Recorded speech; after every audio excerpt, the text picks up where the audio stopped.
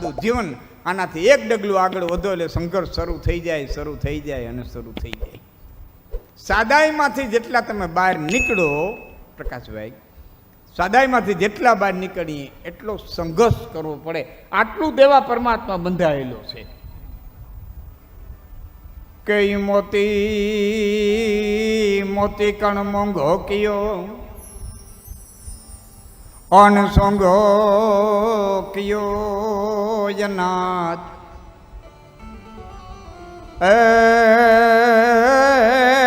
મોતી કણ મોંઘો કયો અનસોંગો કયો અનાજ तुलसी के तब में जानियो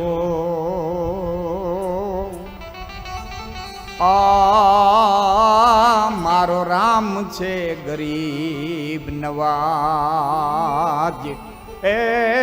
तुलसी के तब में जानियो मारो राम छे ગરીબ નવા. મોતી કણ મોંઘો કયો. જે ખાવામાં ઉપયોગમાં નથી લેવાતા એને મોંઘા કર્યા, અનાજને મોંઘું કર્યું. તુલસીદાસજી કે અનાજ મોતી જેટલું મોંઘું હોત તો શું થાત? અન્ના દાણા મોતી જેટલા મોંઘા હોત તો શ્રીમંતો જીવી હગત, આપણે ભીખા મરી જાત. તબ મેં દાનીઓ મારો રામ છે ગરીબ નવાજ. તો જરૂરિયાત પૂરતું દેવા કીડીને કણ હાથીને મણ દેવા પરમાત્મા બંધાયેલો છે. વામન કહે છે રાજા મારે જરૂરિયાત 3 ડગલાની છે.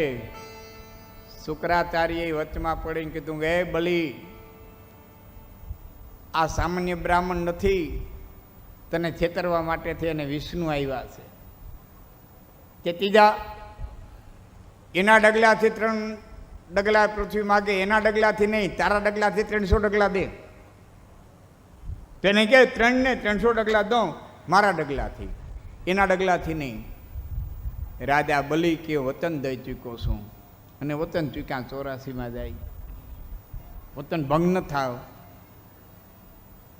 વામન ભગવાને કીધું જો તારે આપવું જોઈએ દાન તો મારા ડગલાથી 3 ડગલા પૃથ્વી દે ને સંકલ્પ કરાય. હાથની માલિકો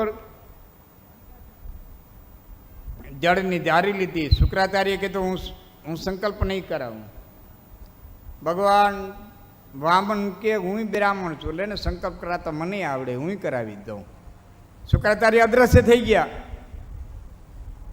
વામન ભગવાન સંકલ્પ કરાવવા જાય છે.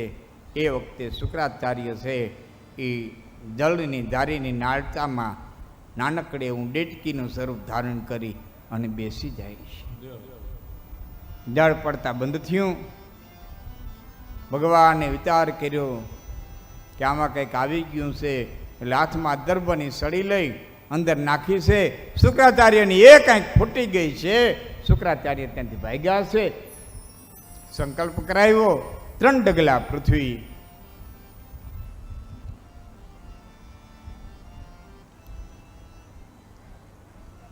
ત્રણ ડગલા પૃથ્વી માપવાની છે. 1 ડગલાની અંદર પાતાળ સુધીના લોક માપી લીધા. અતલ, વિતલ, ભૂતલ, સુતલ, તલાતલ, રસાતલ, મહાતલ ને પાતલ. 1 ડગલામાં પાતાળ સુધીના લોક માપી લીધા. બીજા ડગલાની માલિકો ઠેઠ સત્યલોક સુધીના લોક માપી લીધા. બીજું ડગલું સત્યલોક સુધી ગયું છે. ત્યાં બ્રહ્માએ પોતાના કમંડળની માલિકો ભગવાનના ચરણને ધોયા છે, અંગૂઠાને ધોયો છે. શ્યામ સુંદરના નારાયણના અંગૂઠાને બ્રહ્માએ ધોયો છે. કમંડળની માલિકો ઝીલા છે. એ કમંડળમાં જે ઝીલા હતા એ ભગીરથે ધરતીમાંથી ઉતાર્યા અને ગંગાજી કહેવાના, એટલે ગંગાનું એક નામ વિષ્ણુપદી છે. ભગવાન વિષ્ણુના ચરણમાંથી પ્રગટ થયેલા એ ગંગાજી. કે હે કણકટકો હાડરો જન જો તટ ગંગામાં જાય, માનવિયા કુળની માય એ પાસે બહુત ન હરજે ભાગીરથી. પણ તારા તટ પર આવતા અને જો લગારે પગ લપટે. અમે નાઈ નહીં હે માં, હે ગંગા, અમે નાઈ નહીં, પણ તારામાં કાંઠે હાયલા જતા હોય ને અમારો પગ લપટે ને માથું પસરાય ને અમારું અચ્યુતમ કેસુમ થઈ જાય. તારા તટ પર આવતા લગારે પગ લપટે તો પરિયું કાંઈ પીરસે એ અમને ભાવતા ભોજનિયા ભાગીરથી. અને સ્નાન કરીએ તો એ દિયણ જળમાં ડૂબકી અને લોચન ખુલે લગાર. તો પૂર્વજ પેઢી 18 એ ભવરે તરતા ભાગીરથી.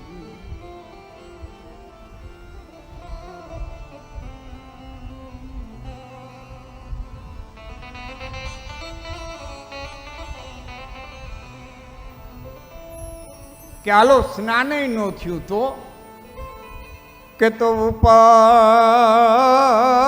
ઉપરથી ઉડી જાય અને પંખી પાવન થયા.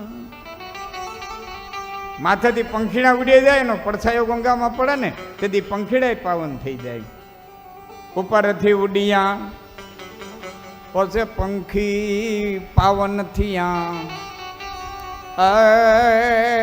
માહી મંજન કિયા એ તો ભવરે તરિયા ભાગીરથી.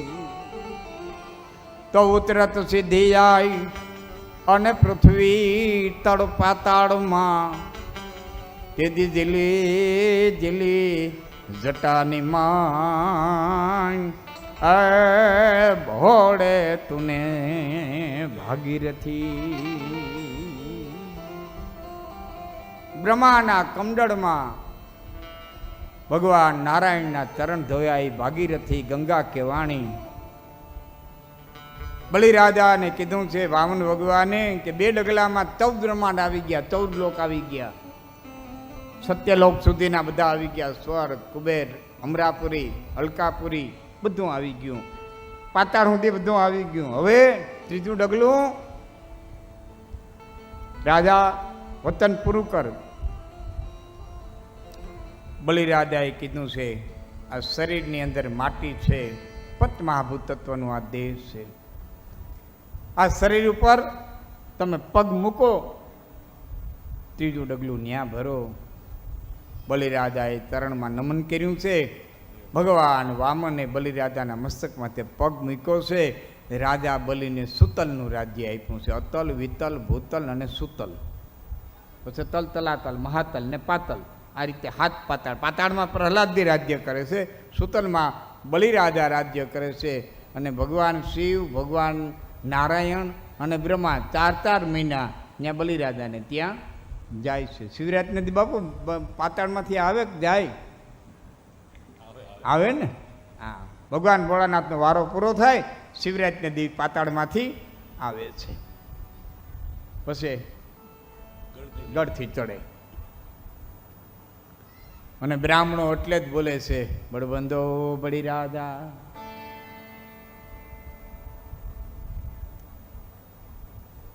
જ્યારે ભગવાન નાનકડા થઈ અને બલિરાજાને આવતા હતા ત્યારે બલિરાજાના દીકરાના વવે એવો વિચાર કર્યો કે આને મારે પૈપાન કરાવવું. ભગવાને વિરાટ રૂપ લીધું ત્યારે બાઈએ પાછો વિચાર કર્યો આ તો દગાડવાળો છે, આને મારી નાખવો જોઈએ. આ તો નાનકડો થઈને એવો ને વિરાટ થયો, આને જીવવા ન દેવાય, આને મારી નખાય, આને મારી નખાય, આને મારી નખાય. 2 સંકલ્પ કર્યા, પૈપાન કરાવવાનો અને મારી નાખવાનો. ભગવાન કૃષ્ણે કીધું 2 સંકલ્પ હું પૂરા કરીશ, પૈપાન પણ કરીશ અને પ્રાણ પણ હરી લઈશ. ધીરે ધીરે ધીરે ધીરે પારણા પાસે ગઈ છે.